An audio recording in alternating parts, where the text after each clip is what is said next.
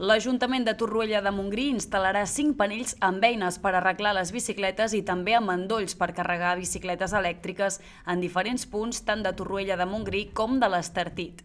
4 d'aquests bike tolls s'han col·locat en el marc del Pla de Sostenibilitat Turística i un altre amb el Consorci de les Vies Verdes.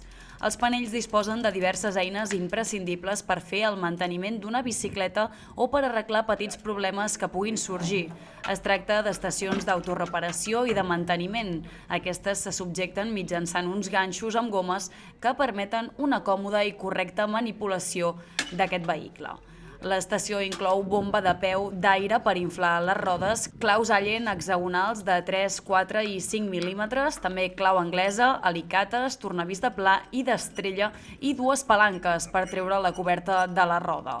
Aquestes estan subjectes a la base mitjançant cables d'acer i tancats dins del panell. Per obrir-ho funciona amb €1, que aquest és retornable com fan amb els carros dels supermercats.